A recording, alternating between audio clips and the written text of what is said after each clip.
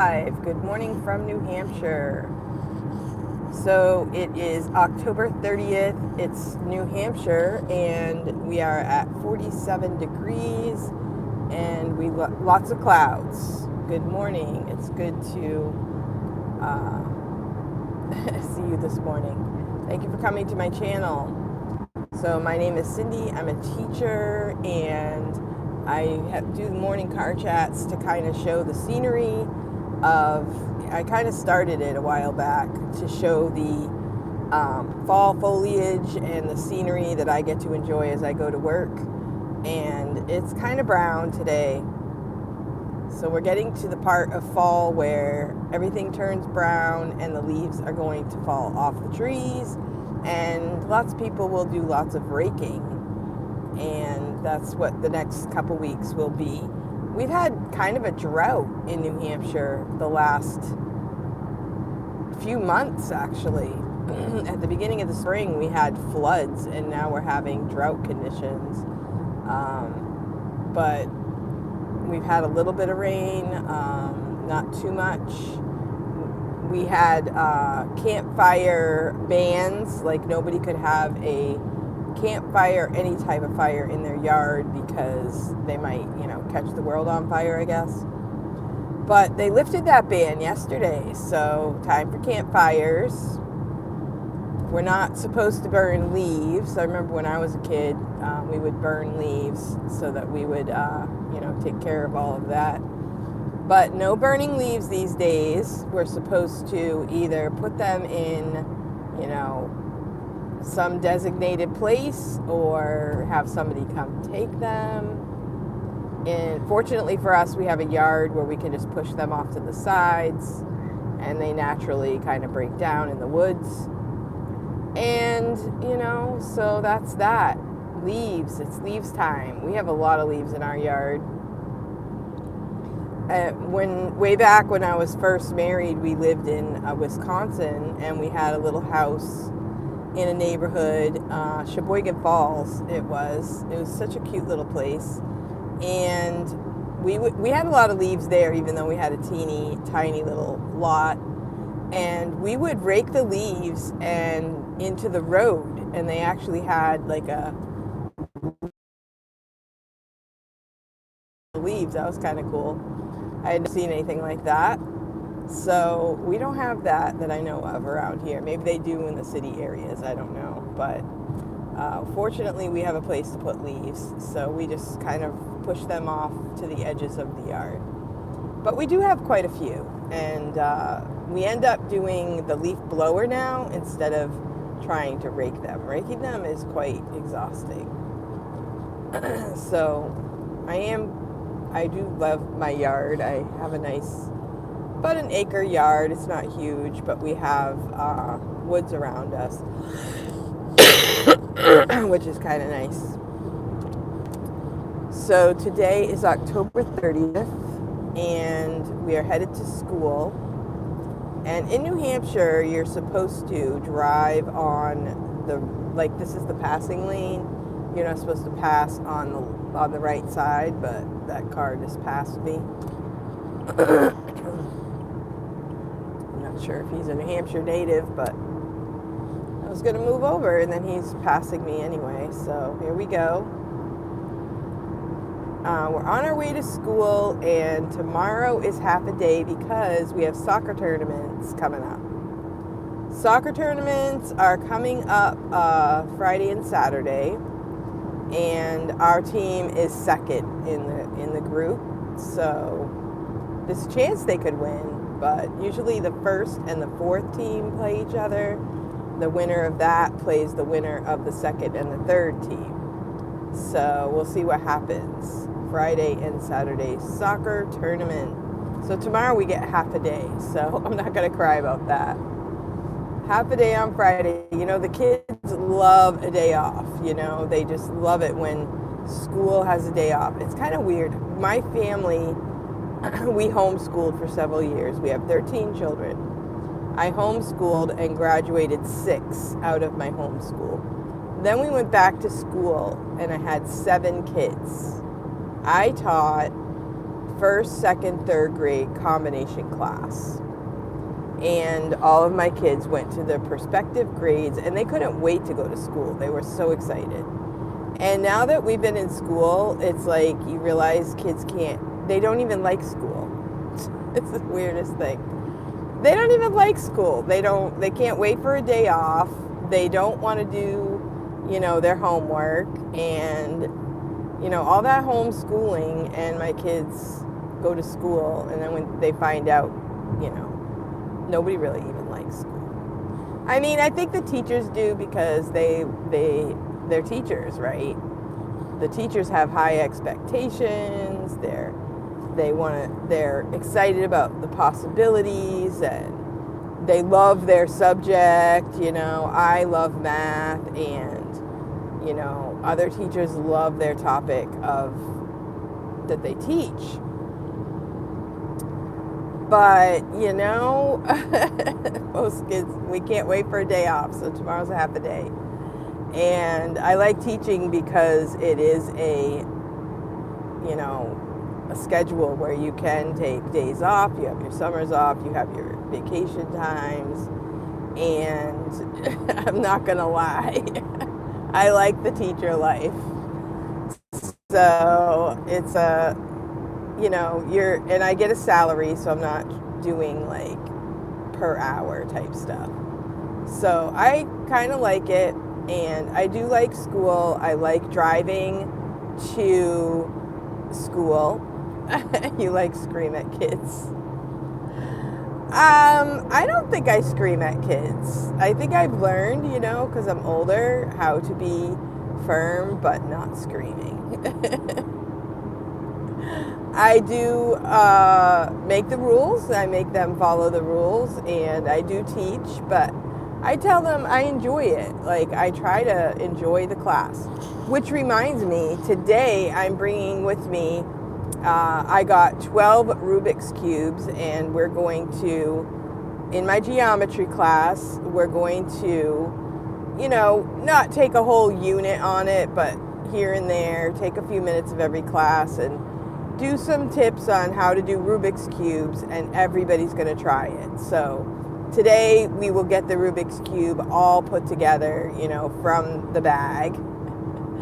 And we will learn the Rubik's Cube. And I told my students, hey, maybe this is something you can teach me. I tell them every day, we're solving problems, and if there are things that you don't understand, then you should ask questions. You should go towards it, teach yourself, and don't shrink from challenges.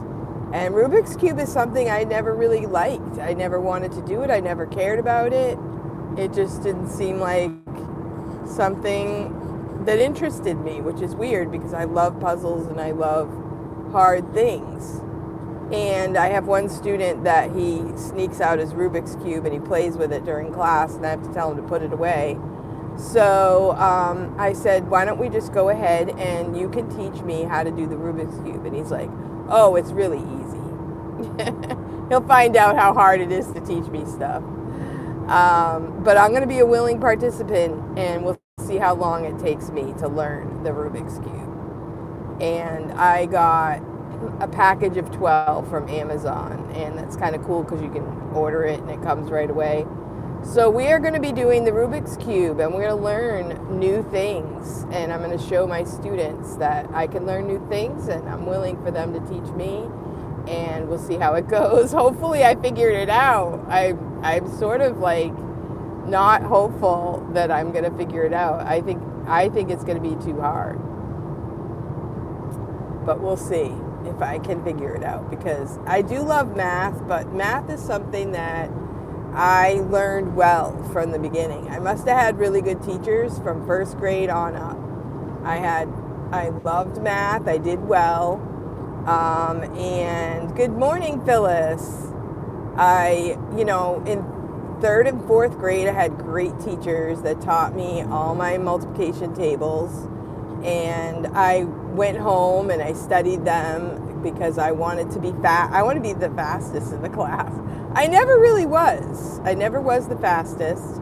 I never was the best math student in any of my classes, but I never gave up, and I always kept going, and I made it to teaching in a Christian school, teaching math.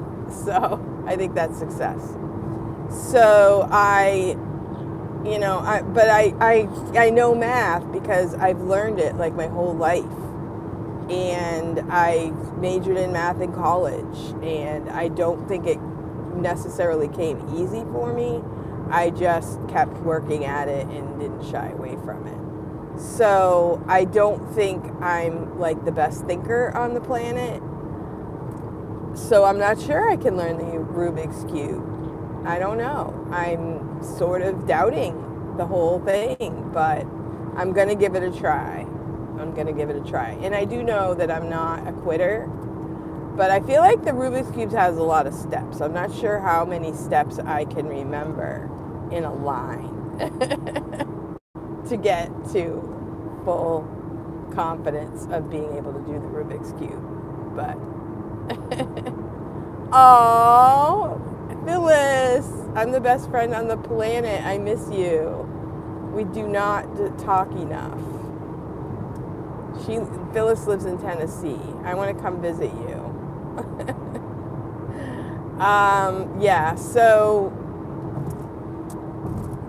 So we're going to learn the Rubik's Cube in math class. We'll see how it goes. And I figured, hey, it'll be making a memory with these students because I've had these students this will be the 5th year, I think.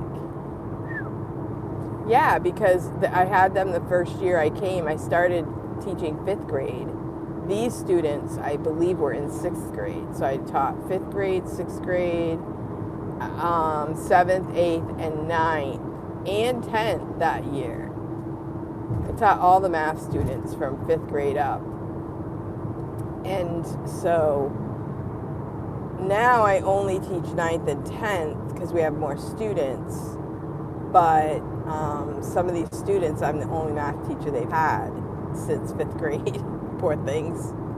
I think it's a good thing because I have prepared them well. The students that I've had are doing well. You know, they know what to do, and they don't always love math, but they do it, and they're ready, and they're moving along. So takes a special person to be a teacher. Thank you so much. Plus to drive 40 minutes. That's dedication. I drive 40 minutes to school, and it's a little bit of a ways. I don't love the drive. I don't really love driving, but as you can see, it's pretty straight down the highway. It's a pretty good drive. This road that I'm on right now was just widened, so before that we might have had a little bit of traffic jam, but now it's pretty easy to drive through. I mean, tomorrow afternoon it might be harder because, I don't know, leaf peeping season, it might be somewhat over. A lot of people like to go up into the mountains on the weekends this time of year. So there is snow on Mount Washington, and you know, the lovely news of Facebook, you get all of these things that are happening that you never knew happened before. It probably always happened every year, but people are climbing Mount Washington. They get up there, they're not prepared, they don't have a lunch, they don't have warm enough clothes, they can't get down the mountain, they have to have someone help them. So it's kind of sad to see how many rescues have to be done because people climb up the mountains and they don't have the resources to get back down. So that has been a lot on my Facebook feed, is, you know, people coming down from Mount Washington and they're not dressed. I saw a story yesterday of this hiker. He was going up the mountain and he saw a little tent that was set up, and he saw personal items there, and it looked like the person kind of left and never came back, but he was planning on coming back. So the hiker called. I think there's somebody you're supposed to call to let them know that you saw evidence of stuff, and he put like everything inside the tent to make sure it was secure. And then eventually another hiker came by and took all the stuff and brought it to safety or whatever, but they never did figure out who the person, I think one of the things was car keys. They never did figure out who the guy was, or I guess it could be a girl, why do we assume it's a guy, that had the owner to the car keys. So I hope that that person's okay, but that was a weird story. So anybody who's going to be doing hiking, you know, please don't do it without totally looking at the rules. Now, a couple years ago, we went up into the mountains on a little hike, and my husband was like, we had the whole family, my daughter, her baby, a dog, and little children. And my husband was like, oh yeah, we'll go up to this waterfall, and it's just a quick hike up this hill, you know. We had nothing with us other than all the people, children. We didn't even have water, and it turned out it was a little bit more of a hike than we expected, and we were kicking ourselves for not having resources. But fortunately, it was an entire mountain, so we did it. We survived. It wasn't horrible.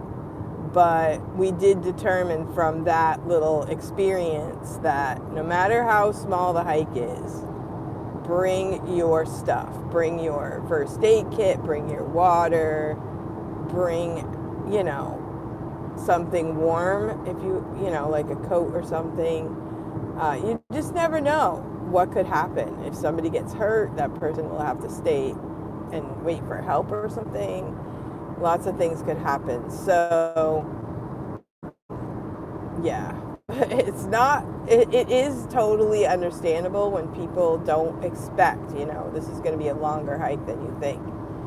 But every time you go, bring your first aid kit, make sure you have water, make sure you have at least a little bit of food, and be ready, you know, for at least a little something happening. Okay, sir, I need to move over, and this person doesn't want me to. Okay.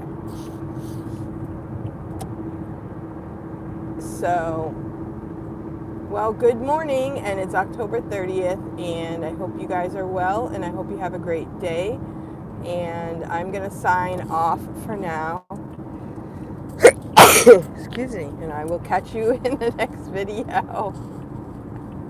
Is it cold up here? It is 48 degrees, so I'm wearing a sweatshirt, and it is getting a little chilly, but it gets warm in the afternoon.